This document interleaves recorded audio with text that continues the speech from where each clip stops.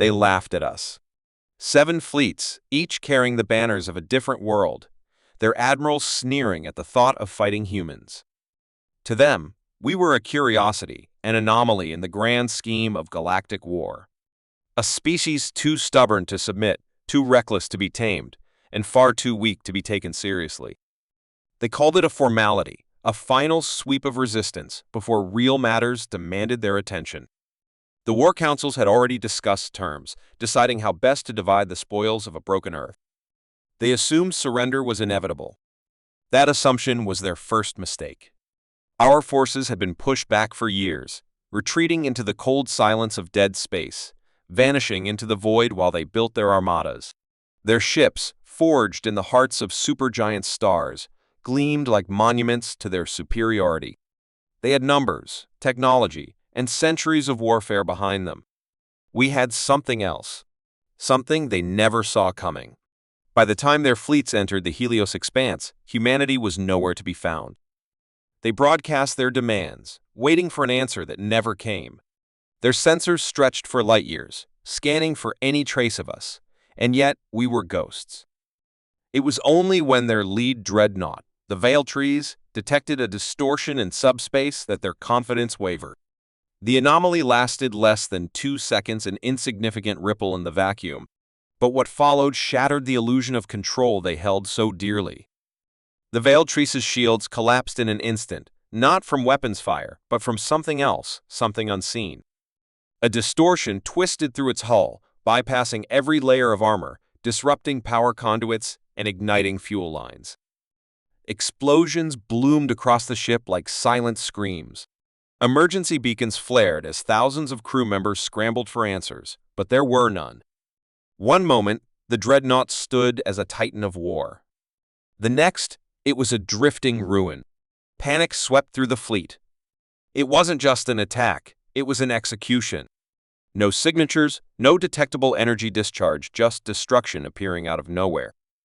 They tried to adapt, recalibrating their shields, issuing evasive orders, but none of it mattered. One by one, their ships began to fail. A battlecruiser erupted from the inside out as if something had reached into its core and crushed it like an empty can. A carrier lost all propulsion before vanishing into the abyss, its hull torn open as though the void itself had devoured it.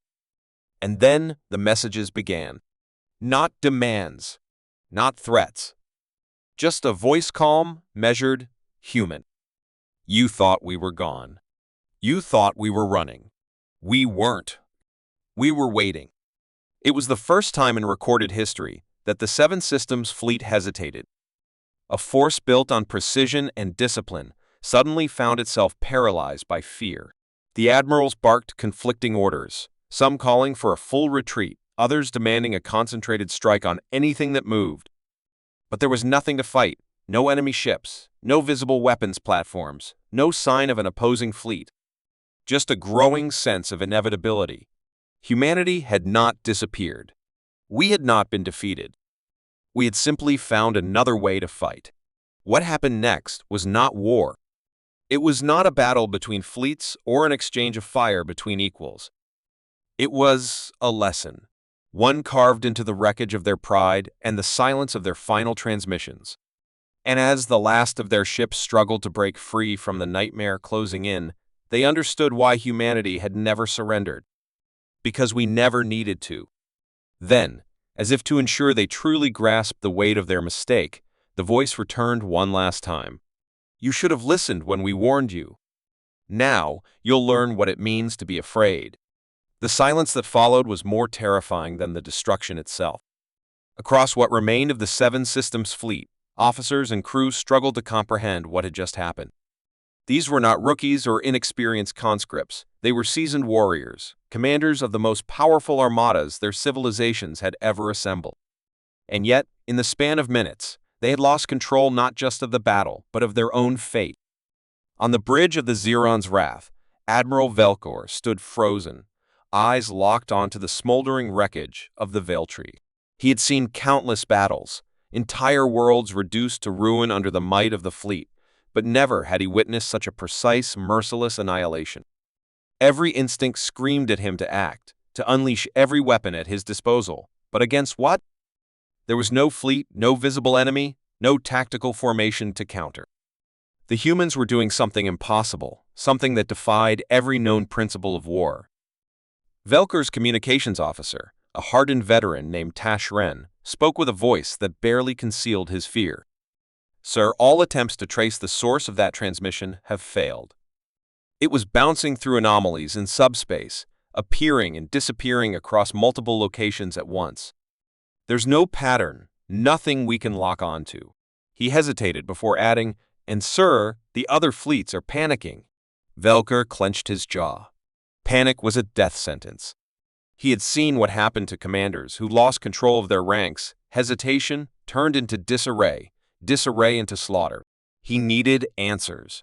"Get me Admiral Krylos aboard the Iron Fang," he ordered, forcing steel into his voice. If anyone could make sense of this madness, it was Krylos. The holoscreen flickered to life, and Krylos's face appeared. The reptilian features of the Zairi warlord were twisted in frustration. "Velker, tell me you have something useful," he growled. "Our ships are dropping like insects. If this is some kind of new human weapon, we need the transmission cut out. Not with static, not with interference, but with a sound neither of them had ever heard before, something like a breath, low and deep followed by absolute nothingness." Velkor's blood ran cold. "Krylos? Krylos, respond." But there was no answer. The Iron Fang, one of the most formidable dreadnoughts in the entire fleet, had simply ceased to exist. A cold realization spread through the surviving officers. They were being hunted. Somewhere in the void, hidden from sight, humanity had created something new. A force that didn't fight in the traditional sense. It dismantled, erased, reduced enemies to drifting debris with no warning, no hesitation, and no chance to retaliate. This was no ordinary counterattack. This was extermination. Across the remaining fleet, desperation took hold. Some captains attempted to flee, breaking formation in the hopes of outrunning whatever horror lurked in the shadows.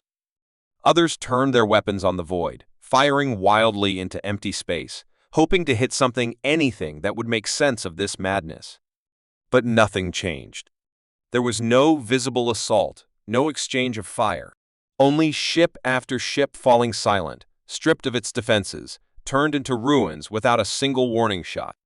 In the war room of the Zaren's Wrath, a young strategist, one of the few who had not yet succumbed to panic, whispered a thought that sent shivers through the gathered officers. "What if they're not attacking us at all?" Velker turned, his expression dark. "Explain." The strategist swallowed hard. "Everything we know about warfare assumes two sides exchanging fire. But what if they're bypassing the fight entirely? What if they found a way to turn our own ships against us?" He hesitated before adding, "Or worse. What if we've already lost, and we just don't know it yet?" The room fell into a tense silence. The idea was absurd, but so was everything they had just witnessed. If humanity had developed a technology that rendered traditional war obsolete, then the Seven Systems fleet had already been defeated before they had even realized they were in danger. Somewhere in the vast darkness beyond their failing sensors, the unseen force moved again. And as the next ship vanished, leaving only a whisper of static behind, "Now, you'll learn what it means to be afraid." A cold pulse rippled through the void, barely perceptible, yet unmistakably real. Across what remained of the Seven Systems fleet, ships flickered, systems failing in ways no engineer could explain. Weapons locked up, targeting arrays scrambled, shields fluctuated erratically, as if something was reaching inside their very code, rewriting it at a level beyond comprehension. Admiral Velkor clenched his fists, watching as another battleship, the Draven's Oath, simply ceased to function. It didn't explode. It didn't break apart. It just went dark, drifting lifelessly as if its entire crew had vanished in an instant. "This isn't just an attack," Velker muttered, voice low. "It's a dismantling." Across the bridge, officers worked furiously, their panic barely contained. Tasharen's hands trembled over the console, his attempts to regain control met with nothing but static. "Sir, whatever this is, it's inside our systems now. I don't know how, but it's rewriting security protocols in real time. It's not just shutting us down, It's overriding command authority. We're losing control of our own fleet. Velkor's mind raced. A virus? No, this was far beyond digital warfare. There was no signal to trace, no source to isolate. It was as if the very framework of their technology was being rewritten by something that understood it better than they did. Then, the distress signals came. Not over standard comms, but through emergency subspace channels, raw, unfiltered transmissions filled with screams, desperate warnings cut off mid-sentence. And worse, something else. Beneath the cries for help, beneath the static, there was sound. A slow, deliberate hum. It was human. Velkor's breath hitched. It wasn't random interference. It wasn't garbled data. It was intentional. The humans weren't just attacking, they were watching, listening, and now they were speaking. The bridge lights dimmed for the briefest moment, and then a voice cut through every open channel, every ship, every deck across the fleet. A voice that was calm, measured, devoid of fear. You thought we were primitive. You thought war was fought in fleets and fire. That was your first mistake. Velkor's heart pounded. This wasn't an automated message. It was live. They were inside their systems. Inside his ship. The displays on the bridge flickered. Tactical maps, ship schematics, everything was replaced by something new. Something horrifying. A list of names. Not ships, not fleets. Officers. One by one, the names vanished. Tasharin gasped. They're eliminating command personnel, one after another. They're not just taking out our ships. They're decapitating the fleet. Velkor's jaw tightened. He was next. A cold, calculated silence stretched across the bridge. And then the voice returned. You laughed at us. The last remnants of the Seven Systems fleet had no laughter left. Velkor had never felt powerless before.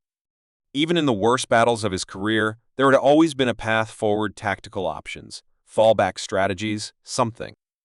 Now, all that remained was silence and inevitability. One by one, his officers vanished from the list. It wasn't death by fire or blade. It was something worse. Something deliberate. Each removal was precise, as if the humans had no need for brute force when they could simply erase their enemies from the battlefield without lifting a weapon.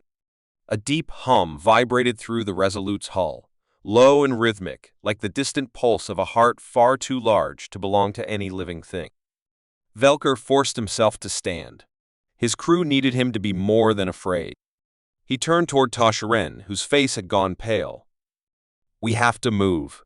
Whatever this is, we can't fight it from here. The ship trembled, not from an impact, but from something far worse. The very reality around them was shifting. The stars outside twisted, warping unnaturally as space itself bent under forces no conventional technology should have been able to produce. Then, the impossible happened. The Draven's Oath, the lifeless battleship that had been floating dead in space minutes ago, moved. But not under its own power. Something was dragging it. The distant wreck groaned, hull twisting as unseen forces reshaped it like clay. Its engines, long dead, flared back to life, not with Dominion plasma, but with something darker, something alien. The ship turned, slow and deliberate, and then its weapons locked onto the Resolute. Tasharin's voice cracked. Sir, it's theirs now.